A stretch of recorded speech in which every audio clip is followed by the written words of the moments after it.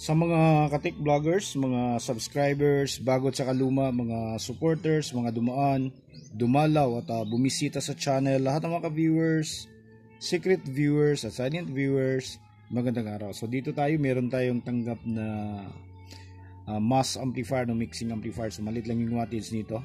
Ang problema nito ay meron siyang lumalabas dito na 25 volts DC. So nasunod na yung isang driver nila. Tapos dito naman tumutunog siya pero hindi siya gaanong malinis yung tunog at hindi siya gaanong malakas. Okay, yun yung nababantayan natin. At nung binuksan natin to, nakikita natin may mga nasusunog. Ayan yung mga pyesa na yun, no?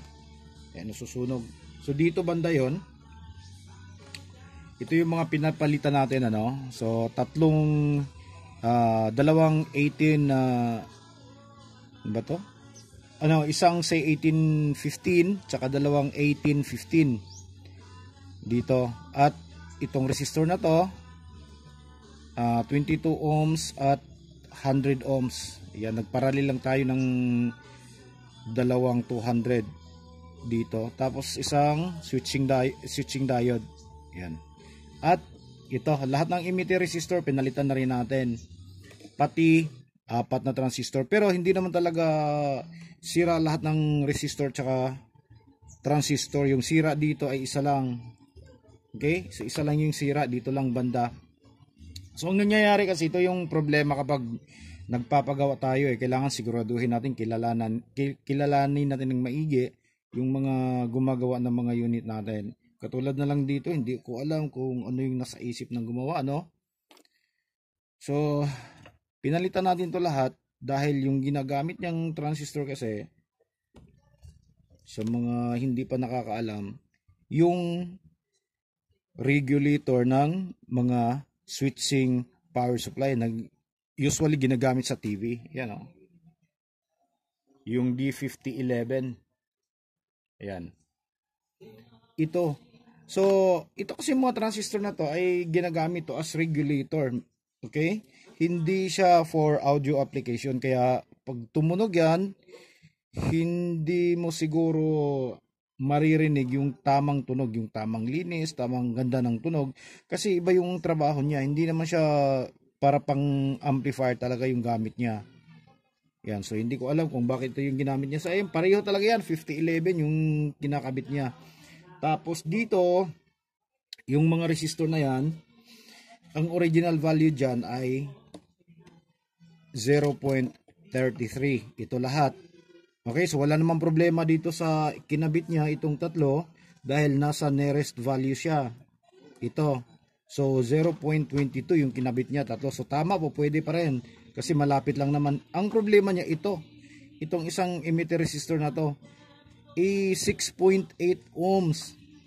So paano yan gagana ng tama? 6.8 ohms. So hindi mo mapapatrabaho ng maigi yung kanyang output. Yan. So yun yung ginawa natin. Pinalitan natin lahat yan. So ang nakasulat sa board nito ay D1047. So naubusan tayo ng D1047. Kaya ang kinabit natin ay yung D718 na lang, ano. Pero yung mga ibang version ay yung TIP na maliliit lang yung ginagamit na transistor. So ano to? Quasi complementary na amplifier. So pareho lahat ng numero ito, puro in-pin transistor to lahat. Ayan. So ito na yung ngayon yung ano natin. So pakinggan nyo kung paano siya tutunog, ano.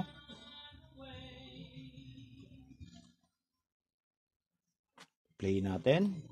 Saan ba yun? Ito. Try natin dito.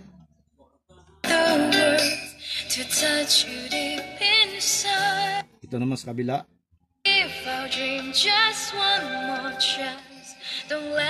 Nung dinala to, itong channel na to, yung merong 6.8 ohms na isang emitter resistor, hindi siya ganun kalinaw. Talagang ano siya, medyo basag siya konti, distorted, at yun nga, hindi siya gaanong powerful. Dahil nga, syempre mataas yung value ng isang emitter resistor. Birayin mo, from 0.33 pinalitan niya ng 6.8. So hindi talaga, ano. So ito namang mga pinalit niya na to, ito tama naman, 270 ohms. So pareho. So yung problema niya dito lang, yung value, yung isang value ay mali. Tapos yung mga transistor na ginagamit niya ay hindi siya for audio application. Yan. So tumutunog din naman, yun nga lang sinasabi ko, hindi mo maasahan na makukuha mo yung tamang tunog talaga, yung linis, yung ganda ng tunog, hindi. Kasi iba yung trabaho niya. Hindi siya pang amplifier, hindi siya pang audio application, kundi pang ano siya, pang regulator siya sa power supply. Switching regulator, switching transistor. Okay, so ayan, naayos na natin at ready na to. So yun lang muna yung ano natin ngayon. Update natin ngayong araw na to. At meron tayong short video kung gusto nyong marinig ng medyo matagal-tagal lang, kulang-kulang 1 minuto. So dalaw lang kayo sa short video natin at doon nyo maririnig kung gaano kalinis tumunog din itong mga ganitong mumurahing amplifier. So hanggang dito na lang siguro, ano. So maraming salamat. God bless at bye-bye.